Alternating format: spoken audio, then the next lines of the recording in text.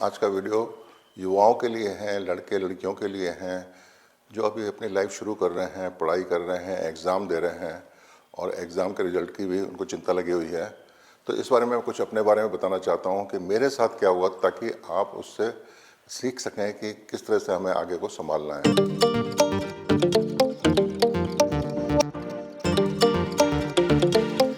मेरी पढ़ाई पूरी तरह से नहीं हो पाई थी। उसका रीज़न था कि मैं बहुत गरीबी में था, मेरे पास पढ़ने के लिए पैसे नहीं थे, मुझे अपना घर भी देखना था और काम भी करना था। तो मुझसे एक ब्लंडर मिस्टेक क्या हुई थी कि जब मैं बीए फाइनल का एग्ज़ाम दे रहा था तो उसी समय मेरी दादी की डेथ हुई थी और मैं एग्ज़ाम दे नहीं पाया। 2 एग्ज़ाम नहीं दिए थे और 2 दे दिए थे। तो मुझे उसका दोबारा एग्ज़ाम भी देना था। लेकिन क्या हुआ कि मैं दिल्ली आ चुका था ग्वालियर से और मैं काम करने लगा था। तो मुझे लगा कि अब तो मैं बहुत ज़्यादा पैसा कमाता हूँ, मुझे पढ़ने की ज़रूरत क्या है, बीए करके कौन से लोगों को नौकरी मिल रही है, क्या करने से क्या फ़ायदा होगा। तो मैंने वो एग्ज़ाम को कंप्लीट नहीं किया और उसकी वजह से मुझे ग्रेजुएशन की डिग्री नहीं मिली। तो देखिए टाइम कैसे निकलता जाता है और उससे नुकसान क्या होता है। नुकसान ये हुआ कि बहुत टाइम बाद मेरे मन में कुछ ऐसे कोर्सेज़ करने का आया कि जो मुझे बड़े कोर्सेज़ करने थे, लेकिन वो ग्रेजुएट्स के लिए थे, तो मैं नहीं कर पाया। लॉ करना चाहता था, नहीं कर पाया, वो ग्रेजुएट होना चाहिए उसके लिए। तो मुझे बाद में बड़ा अफसोस हुआ कि मैंने क्या बेवकूफ़ी की कि मैंने पूरा एग्ज़ाम क्यों नहीं दिया। तो मैं आप सब लोगों को ये कहना चाहता हूँ कि ये जो लोग बहुत सारी आज से हम बातें सुन रहे हैं कि इतने सारे इंजीनियर बेरोज़गार हैं, आईआईटी के लोग भी बेरोज़गार हैं, डॉक्टर भी बेरोज़गार हैं, हर जगह ऐसा लगता है बेरोज़गारी बेरोज़गार हैं सब लोग, लेकिन ऐसा है नहीं है। बेरोज़गारी है, काम लोगों को मिलता है, देर से मिलता है, जैसे मिलता है, मिलता ज़रूर है, कोई खाली नहीं बैठता है। तो ये एक जो धारणा बनती जा रही है कि पढ़ने से कोई फ़ायदा नहीं होता है। वो बहुत सारे एग्जाम्पल देते हैं कि उसने जो जुकरबर्ग है वो नहीं पढ़ा और उसने कई सारे बिल गेट्स ने नहीं पढ़ा या बहुत सारे लोग नहीं पढ़े और बिलियनर हैं। करोड़ों लोगों में अगर 8, 10, 20, 25 लोग आगे निकल जाते हैं तो वो सक्सेस नहीं है। सारे पढ़े लिखे लोगों को ही काम मिलता है। जो अगर पढ़ाई नहीं करता है उसको बहुत छोटे जॉब मिलते हैं। तो आपको ये ध्यान देना है कि पढ़ाई बहुत ज़रूरी है। वो एग्जाम्पल मत ढूंढें कि ऐसे एग्जाम्पल ढूंढने आ जाएं कि जिससे कि ऐसा लगे कि पढ़ने से कोई फ़ायदा नहीं है। तो ये एक गलत धारणा है, आपको ये ठीक करना है कि पढ़ाई पूरी करनी है।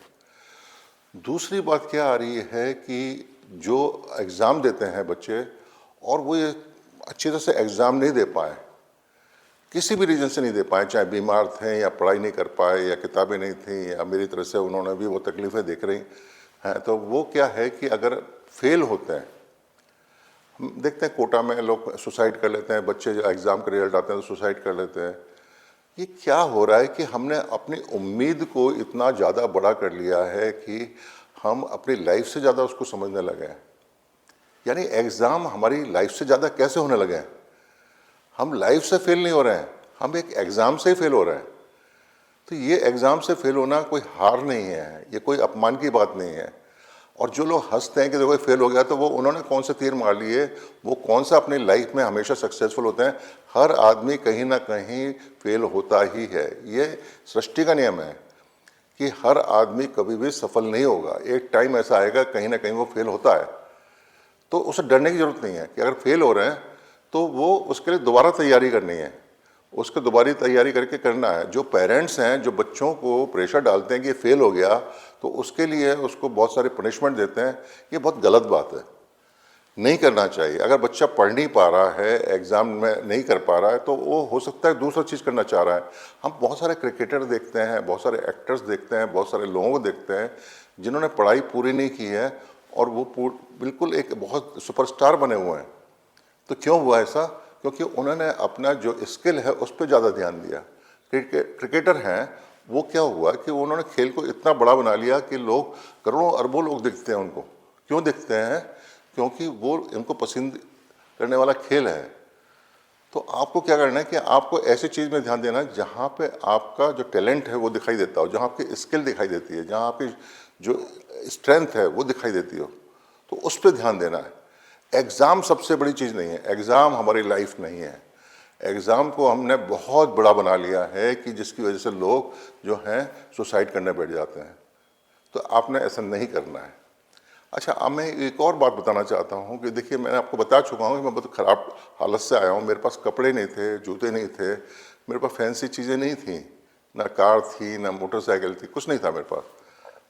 तो मैं क्या करके आया था कि हर जो अब तरह का अपमान है वो झेलता आया था। लोग कोई कसर नहीं छोड़ते हैं। देखिए, हम क्या होता है, जब वो तकलीफ में होते हैं तो बहुत ज़्यादा इमोशनल होते हैं।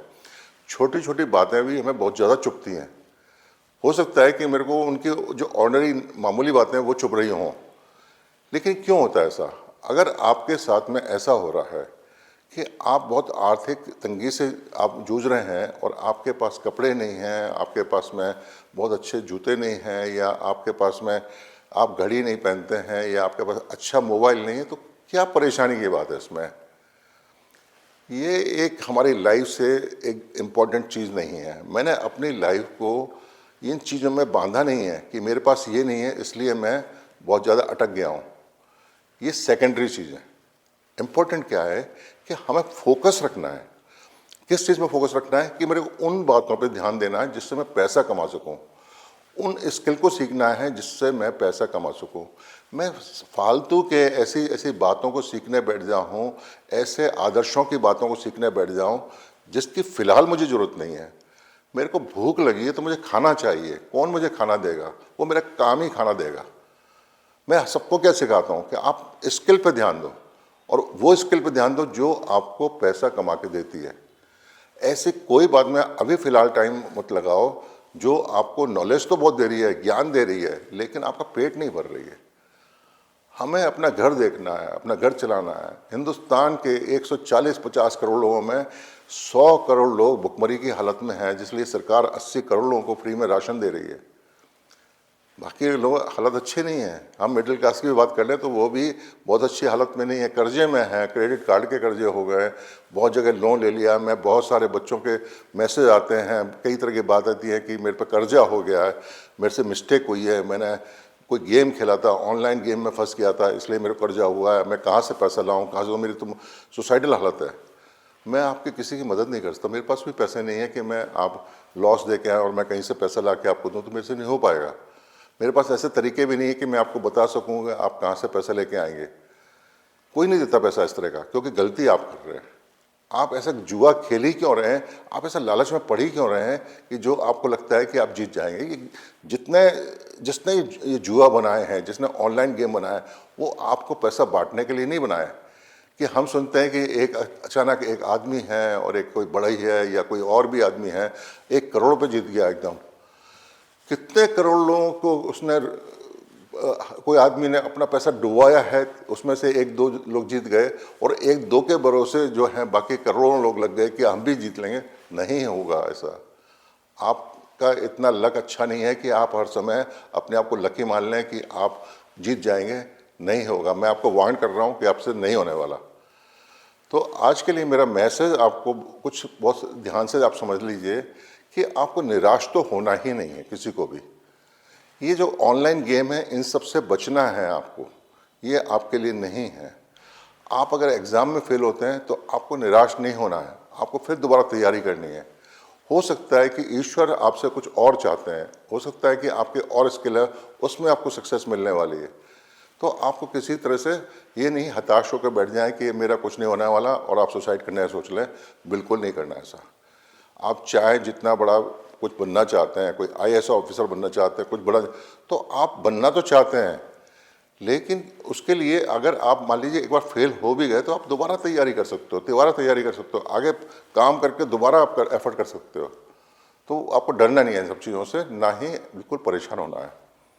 और जो पेरेंट्स हैं उनको चाहिए कि अपने बच्चों को सपोर्ट करें कि अगर वो नहीं कर पा रहे हैं तो उनका प्रेशर नहीं डालें उनके ऊपर, तो नालायक है, तो कुछ कर नहीं सकता, देखो मैं तेरे लिए कितना पैसा खर्च किया, तू देखना मेरा हमारा सारा पैसा डुबो दिया। बिल्कुल नहीं करना चाहिए ऐसा। आपको जो तकलीफ में है उसका साथ देना है, हर किसी को तकलीफ में साथ देना है, किसी का अपमान नहीं करना है, किसी का इंसल्ट नहीं करना है। वो लौट के आपके ऊपर ही आने वाली है, आपके भी अपने बच्चे होंगे, फिर आप क्या सोचोगे उस टाइम में?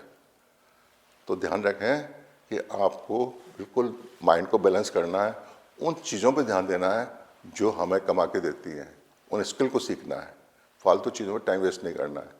लोग क्या कर रहे हैं, लोग क्या बात करते हैं, लोग कहाँ कहाँ जाते हैं, किधर जाते हैं, कौन से धर्म करते हैं, किस तरह के लोगों से मिलते हैं, ठीक है, सब अपनी अपनी जगह सही हैं, लेकिन आपको केवल अपने आप पे ध्यान देना है। आपको केवल उसी चीज़ से सफलता मिलेगी जिससे आपकी स्किल मजबूत हो, जिससे आपका भविष्य मजबूत हो। नमस्कार, बहुत बहुत धन्यवाद।